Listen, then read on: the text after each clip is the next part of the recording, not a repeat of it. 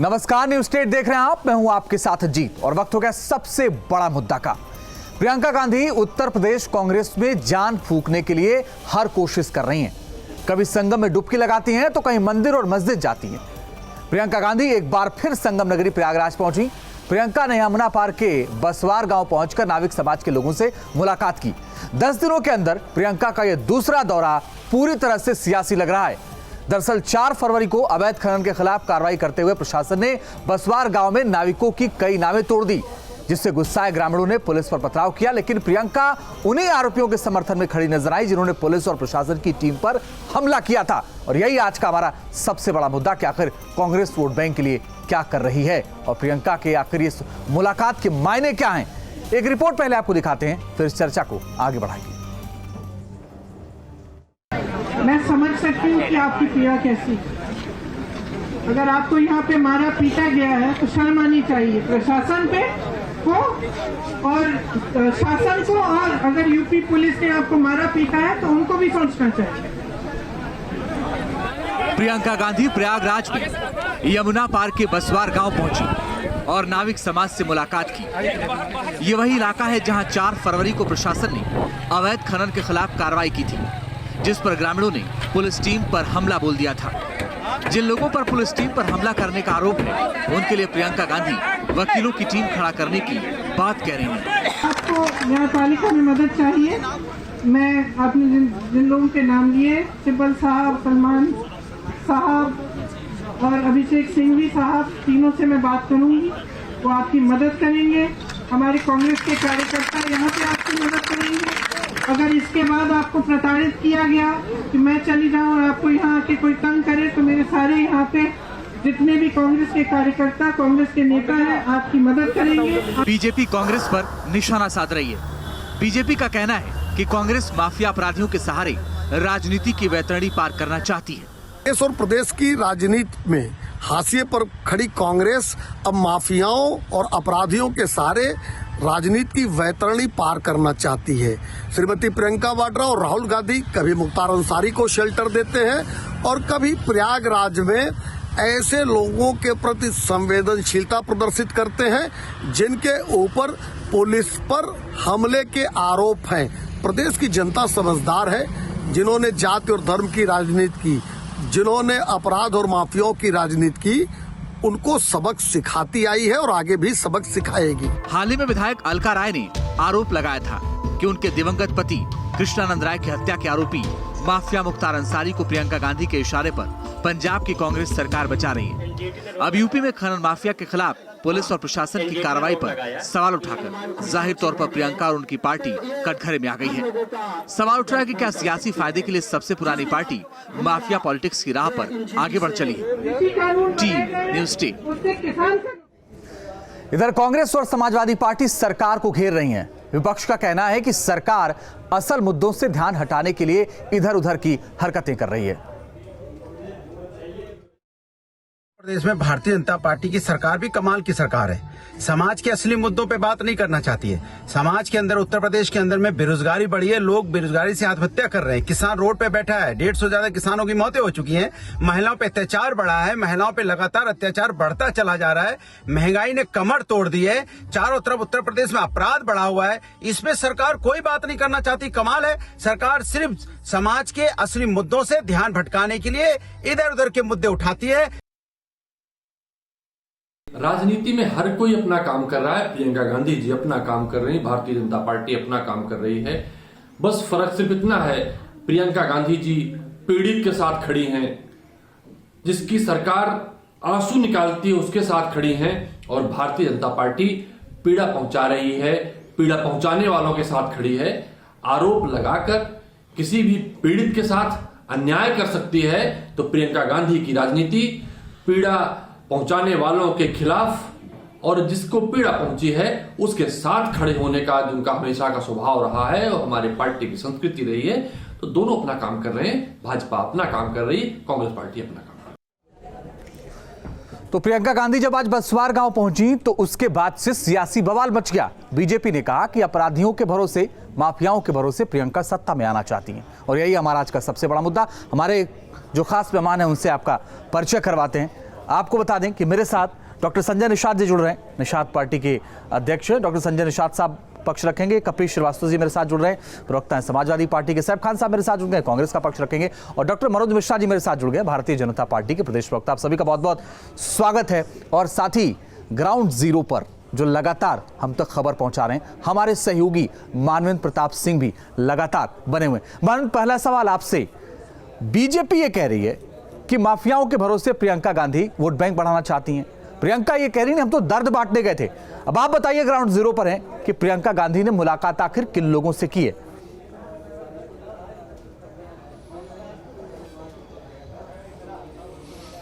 जी देखिए, ग्रामीणों से ही मुलाकात की, जो नाविक समाज है और जो खासकर जिनकी नावें क्षतिग्रस्त हुई थी, उन महिलाओं से मुलाकात की।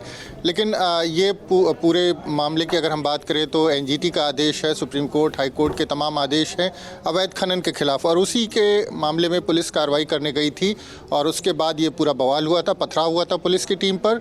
उसके बाद पुलिस ने वहाँ पर लाठीचार्ज किया था और कई लोगों को चोट भी आई थी इस जिस तरह से पूरा घटनाक्रम आया था। लेकिन प्रियंका गांधी जिस मुद्दे को उठा रही हैं वो सिर्फ एक गांव का मामला नहीं है।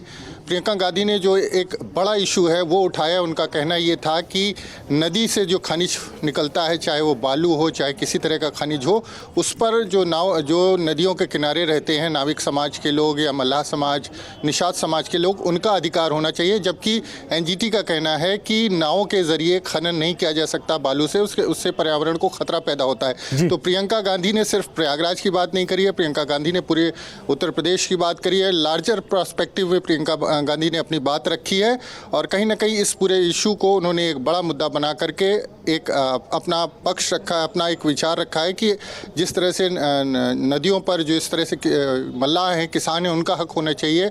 जो नाविक समाज के लोग हैं उनका, निषाद लोगों का हक होना चाहिए। जो वहाँ से खनिज निकलता है उस पर उनका अधिकार होना चाहिए। दूसरी तरफ एक सरकार का पक्ष ये है कि गैर कानूनी है, अवैध खनन हो रहा था, उसके खिलाफ कार्रवाई की है। और कहीं ना कहीं जो जिस तरह से एनजीटी का आदेश है, हाईकोर्ट का आदेश है, सरकार के सामने भी मजबूरी है इस अवैध खनन को रोकना। तो अवैध खनन के खिलाफ कार्रवाई हुई थी, उस पर अब सियासी मरहम लगाने पहुंची थी प्रियंका गांधी और इस पूरे मुद्दे को भुनाने की फिराक में है। विपक्ष के दूसरी पार्टियों के नेता भी पहुंचे थे, समाजवादी पार्टी के नेता पहुंचे थे, निषाद पार्टी के नेता पहुंचे थे, तमाम लोग पहुंचे थे वहां पर। ओके, मैं मानवेंद्र आपके पास लौटता हूं। सैफ खान साहब, मैं आपके पास आना चाहता हूं। सैफ खान साहब, क्या कांग्रेस की नई रणनीति है क्या कि जिनके ऊपर पुलिस पर हमले का आरोप है, माफियाओं से मिलकर आप सरकार बनाना चाहते हैं, वोट बैंक बढ़ाना चाहते हैं?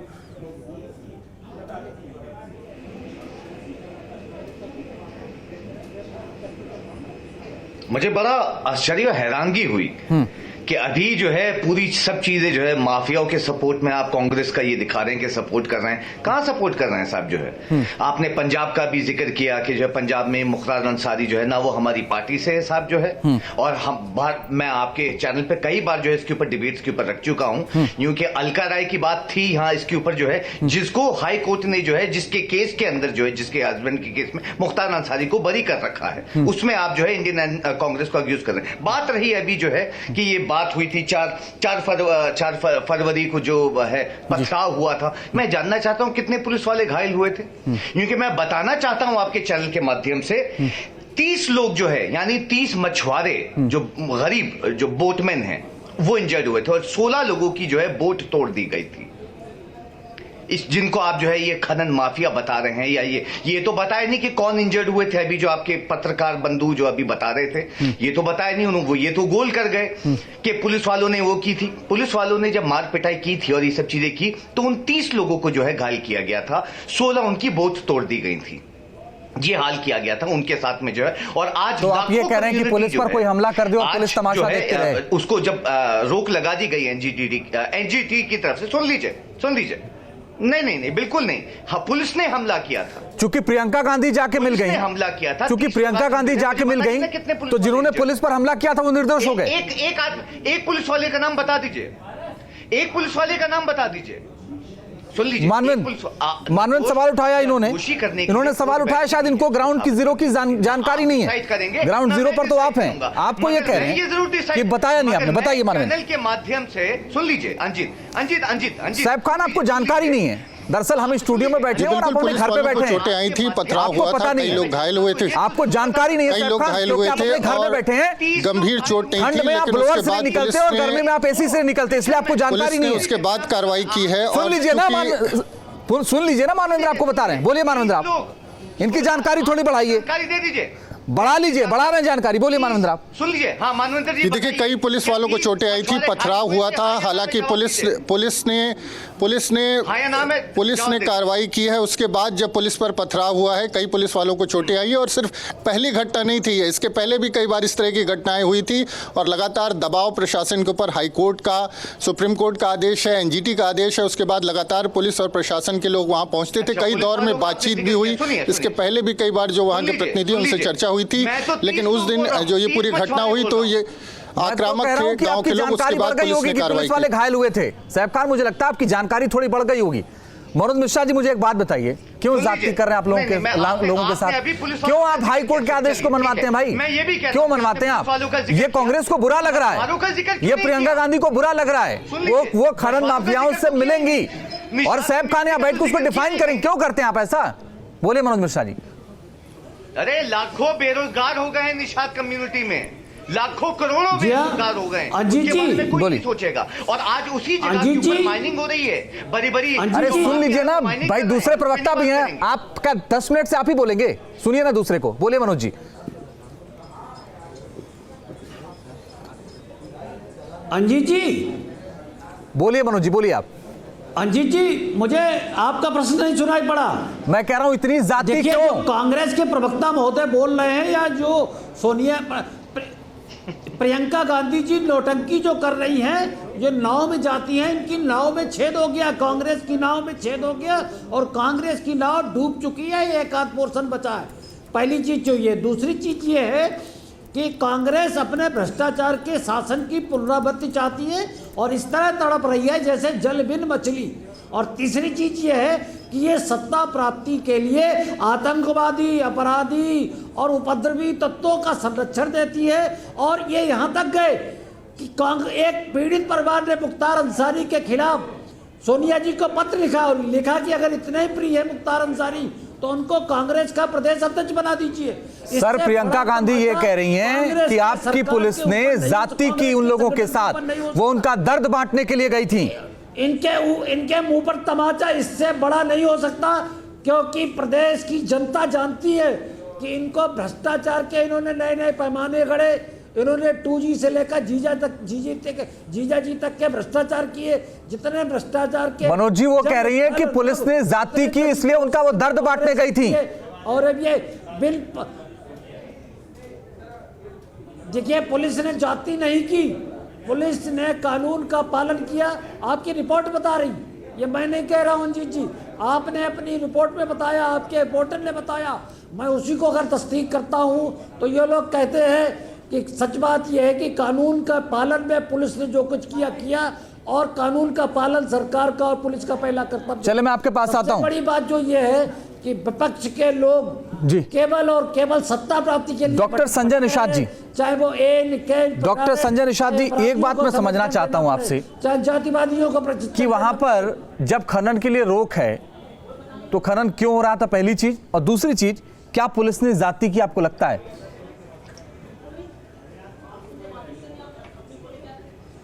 देखिए अंजीत जी, ये सवाल डॉक्टर संजय निषाद जी से है। सर मनोज जी, ये सवाल डॉक्टर संजय जी से है। मैं चाहूंगा कि अपनी लड़ाई लड़े और ये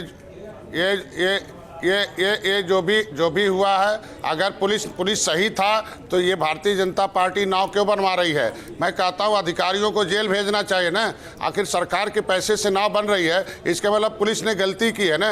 नाव टूटना अशुभ होता है। जिस नाव पर राम पार किए थे उसी नाव को ये सरकार तोड़वा रही है। वहाँ जो है आज के दिन में योगी गद्दी पर बैठे हैं, लेकिन आज के दिन में सरकार जो है योगी जी गद्दी पर बैठे हैं, लेकिन इलाहाबाद की जो सरकार है वो जो है सपा और बसपा चला रही है। वहाँ जो है वहाँ खनन के खिलाफ रेवती रमन चिट्ठी लिखते हैं, रेवती रमन के चिट्ठी पर कार्रवाई होती है, पुलिस जाती है और खनन माफियाओं से मिलती है, खनन माफिया भाग जाते हैं, गांव वाले गरीब, महिलाएं मारी जाती हैं, महिलाएं माफिया हैं। हम कहते गांव के गरीब माफिया हैं, हम कहते केवल निषाद ही माफिया नजर आते हैं। मैं कहता हूं कांग्रेस की गलती है। मनोज जी बोलिए, मनोज जी आप बोलिए, सुन सकते हैं संजय जी आपको। वहां से प्रधानमंत्री रहे हैं, आज के दिन में इलाहाबाद मछुआरों के लिए कांग्रेस ने कुछ किया होता तो आज प्रियंका को जाने की जरूरत नहीं पड़ती। ये तो राम मंदिर से भी ये तो राम से भी घृणा करते थे, लेकिन आज गंगा नहाने जा रही है। मैं तो प्रियंका जी को कहूंगा कि पिछले साल 2017 में प्रियंका जी नाव यात्रा की थी, आज के दिन में फिर यात्रा कर रही है, फिर जा रही है, कर रही है। हम कहते हैं साहब खान जी, के शासन में अगर प्रधानमंत्री थे पंडित जवाहरलाल नेहरू तो उनको कानून बनाना चाहिए था मछुआरों की रक्षा के लिए। अभी ऐसी मंडी, अगर अभी ये बातचीत हो रही है कि प्रियंका गांधी जी क्यों गई, मौका दीजिए, बोलिए। एक एक करके बात करते हैं। आपको सबसे ज्यादा मौका मिला साहब खान साहब, इसलिए आप ये ना बोलिए कि मौका दीजिए, बोलिए आप। आज 80 में होते तो कोई अधिकारी नहीं बोलता, आज के दिन नहीं, बिल्कुल। देखिए अंजीत जी, सबसे पहली बात यह है कि जो अभी संजय निषाद और साहब खान जी और संजय निषाद जी अगर गई हैं वहां पे, तो वहां की महिलाओं ने सुन लीजिए, मैं ये कह रहा हूं कि आज अगर प्रियंका गांधी जी गई तो वो क्या बुरा लगा क्या निषाद? मैं इनसे पूछना चाहता हूं, क्या बुरा लगा कि प्रियंका गांधी जी अगर बोलिए संजय निषाद जी, आपको बुरा लगा? पीड़ा है उन गांव वालों की, उन मछुआरों की सुनी, या बच्चों और महिलाओं की सुनी जो खुद बैठ के ये कह रही थी कि हम पे जो अत्याचार हुआ है, हमें मारा पीटा गया है, पुलिस वालों ने बच्चों तक के ऊपर जो है वो लाठियां चलाई है, महिलाओं पे लाठियां चलाई है, तो ये क्या बुरा है? निषादों के लिए इनके विधायक हैं, विधानसभा में बोलना चाहिए, इनके एमपी दिल्ली में हैं, वहां बोलना चाहिए। हम कहते हैं जहां से कानून बनता है वहां क्यों नहीं हमारा साथ देते हैं? हम कहते हैं जब आवाज उठती है इनके आरक्षण की मछुआरों की दिल्ली में, तो कांग्रेस क्यों नहीं सपोर्ट करती है? लखनऊ में जब मछुआरों के आरक्षण की बात होती है, उनके नौकरी की बात होती है, मैं कहता हूँ आज 15 दरोगा होंगे किसी थाने में तो 5 हाथी के पास, साइकिल के पास वर्तमान सरकार के। आपने कहा विधानसभा में उठाइए, हम विधानसभा ही नहीं, हम लोकसभा में भी ये बात उठाएंगे। डॉक्टर संजय निषाद जी, मैं आपके पास आता हूं। कपीश जी मेरे साथ लगातार बने हुए हैं और कपीश जी सबकी बातों को सुन रहे थे, इसलिए उम्मीद है कि आप लोग भी उनकी बातों को सुनेंगे। कपीश जी, मुझे एक बात बताइए कि आखिर क्या करे पुलिसकर्मियों के ऊपर हमला हुआ, घायल हो गए, अब वो कार्रवाई ना करें तो क्या करें? और प्रियंका गांधी उस पर राजनीति कर रही हैं। देखिए अंजीत जी, अगर राजनीति सकारात्मक होती है तो उसका स्वागत होना चाहिए, ये लेकिन वक्त तय करेगा कि सकारात्मक राजनीति कैसे होती है। मैं एक चीज कहना चाहता हूं कि पुलिस प्रशासन जिस तरीके से वहां पर नाव तोड़ी, पता चला महिलाओं को भी मारा, घर में घुस के आग लगाने का काम किया, तो ये पुलिस का काम नहीं है। पुलिस का काम यह है कि अगर अवैध खनन हो रहा था, विरुद्ध कार्रवाई हो रही, कार्रवाई के लिए वो एफआईआर दर्ज करते और उसके बाद समुचित बल ले जा करके वहां उनकी गिरफ्तारी सुनिश्चित करते। लेकिन यहां तो एक पुलिस के द्वारा भी अराजकता ही कायम की गई। और एक बात मैं कहना चाहता हूं कि डॉक्टर संजय निषाद से बेहतर और कौन जानेगा पुलिस प्रशासन का प्रताड़न, क्योंकि यही पुलिस और यही योगी जी की पुलिस जिस तरीके से डॉक्टर संजय निषाद और उनकी पार्टी को गोरखपुर के अंदर मारी थी और डॉक्टर साहब का हाथ टूट गया था, वो शायद उनको भूला नहीं होगा। मैं इसलिए कह रहा हूं डॉक्टर साहब की मजबूरी कुछ हो सकती है, क्योंकि वो तो ना तो निषाद समुदाय को ही जस्टिफाइड कर पाए और ना ही जो है वो भारतीय जनता पार्टी का समर्थन कर पा रहे हैं। उनके लिए तराजू में बड़ी दिक्कत की स्थिति पड़ गई है। लेकिन मैं एक बात कहता हूं कि जो लॉ है उस लॉ की तरह होनी चाहिए चीजें। पुलिस की हुई है, आपका आरोप था तो आपने एफआईआर दर्ज किया होता, समुचित पुलिस बल लेकर के गए होते और उनकी गिरफ्तारी सुनिश्चित किए होते। लेकिन आपने औरतों को मारा, आपने गांव में घुस करके घरों में आग लगाया और आपने निषाद समुदाय के विरुद्ध, क्योंकि वो कमजोर समाज है, जवाब दीजिए मनोज जी। आपने किया, जरा आप बाबू साहब लोगों के गांव जाकर देख लीजिए और करके देखिए। जवाब दीजिए। असली खनन तो बड़े लोग करते हैं, निषाद समाज के लोग नहीं करते। देखिए ये कपीश जी बोल रहे हैं ये तो मुस्लिम खड़ी करके करते हैं, बड़ी बड़ी मशीनें करके अभी भी कर रहे हैं। ये हर जगह विक्टिम कार्ड देते।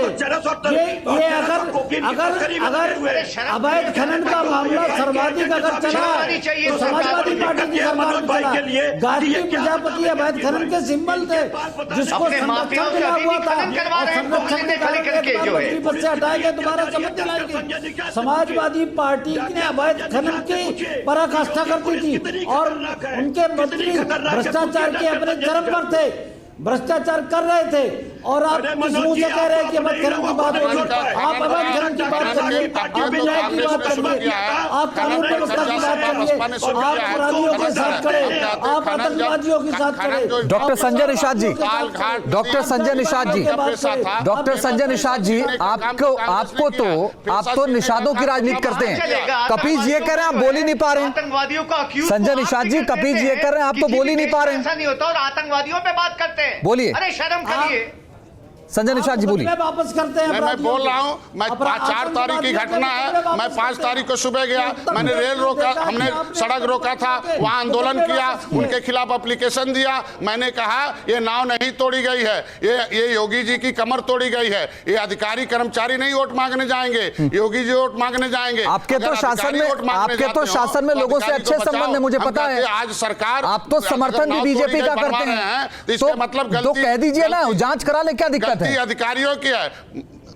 मैं कहता हूं जांच के लिए लिखा मैंने, तो अधिकारियों के खिलाफ जो बात कपीस जी खुल के नहीं कह पाए वो मैं आप खुल के कह दे रहा हूं। उनका दर्द था कि गोरखपुर से आप जीते और उसके बाद बीजेपी के टिकट पर चले गए। मैं खुल के कह दे रहा हूं कि भाई आप जांच करा लीजिए, क्या दिक्कत है?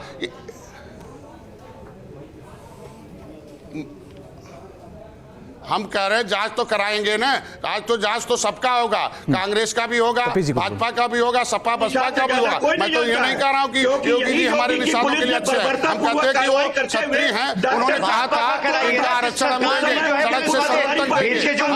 छोटे-छोटे बच्चों को, महिलाओं को, मछुआरों को मारा है ऐसे जो है घरों में घुस के जो है। शर्म आनी चाहिए ऐसी सरकार को जो है सबसे पहले। आज भी इनके ऊपर मुकदमा है। वो बोलिए ना मनोज जी, योगी जी ने कैसे जो छोटे-छोटे बच्चों के ऊपर जो है अत्याचार करवाई, कैसे महिलाओं के ऊपर अत्याचार करवाई, कैसे जो है उनकी वोटें तोड़ी गई, वो नजर नहीं आता जो है आप लोगों को। अंधी सरकार बैठी हुई, अंधी और बैठी, ये है सच्चाई भाजपाइयों की। हम कहते चिट्ठी तो लिखी थी रेवती रमन ने, चिट्ठी तो लिखी थी कार्रवाई के लिए रेवती रमन ने किया है, पुलिस उनके हैं। हम तो पहले बता दिया ना कि 15 थाने, 15 दरोगा होंगे, 5 हाथी के, 5 साइकिल के होंगे, 5 वर्तमान सरकार के होंगे। हमारा तो कोई सिपाही भी नहीं है। चलिए, बहुत बहुत शुक्रिया सर, वक्त इतना ही था। आप सबका बहुत बहुत शुक्रिया हमारे साथ जुड़ने के लिए और इस चर्चा में शामिल होने के लिए। तो इसी के साथ सबसे बड़ा मुद्दा में फिलहाल के लिए बस इतना ही। रुक रहे कुछ ही पलों के लिए, आगे भी जारी है खबरों का सिलसिला।